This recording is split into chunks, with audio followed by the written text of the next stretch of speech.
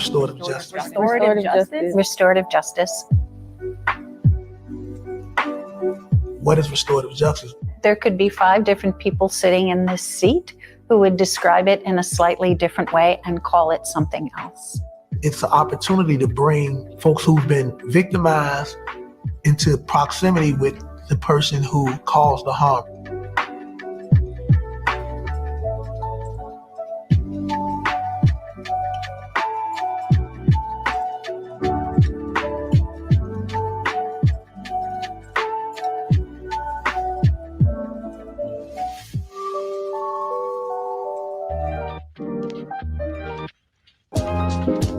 Your mother comes in, sees you and your sibling arguing, interrupts the argument, has you both reflect what you said, how you hurt each other, and you have to say sorry. You've seen restorative justice in your life, is what I'm trying to say. Giving the person who's been hurt an opportunity to speak their truth and ask for what they want and need and try and get it. But it also creates a space for the person that caused harm to come face to face with their actions in a way that's positive rather than just strictly punitive. We have millions of people in prisons and jails right now. None of the harm that was caused has been repaired. All of the people who are hurt are still hurt and still hurting people. So we need something different. I think people haven't put restorative justice into practice because they don't truly understand what that is. We've only ever seen it done one way. Punishment is fast, and punishment allows you to throw someone away and never think of them again. It's so much easier to seek revenge than it is to seek restoration. Welcome to another episode of RBN Live. I'm your host today. I'm CJ. Oops, let me make sure this is up loud enough.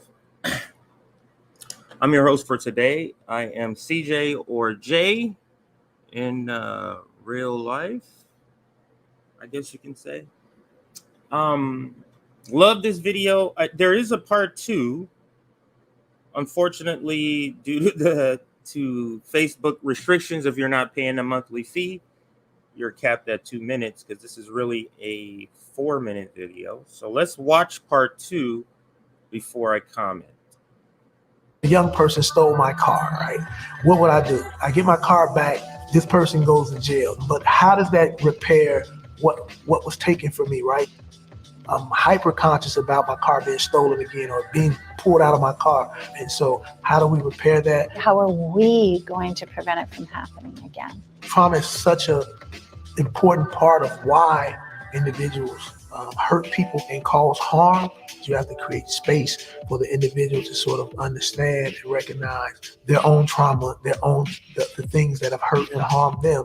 And so that way they won't further hurt and harm others. 90% of the folks who are incarcerated, the vast majority of people who are locked up, will be returning to society. You put them inside of a system that further traumatizes them.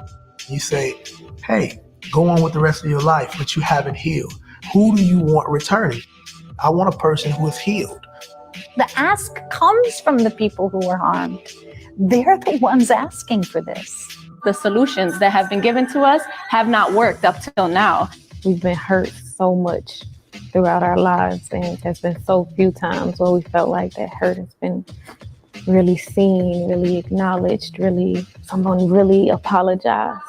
There's still consequences in the restorative justice practice. It's not all about love, that's for sure. It is important to have a safe space to expose the sore spots in our communities. It's so much self-work. You're not putting it off on the police. You're not putting it off on the courts. What happened? What were you thinking at the time? What have you thought about since? What needs to happen to make it right? Who's been affected and in what ways? What do you need? Do you need a job? Do you need a place to live? Do you need parenting classes for younger children?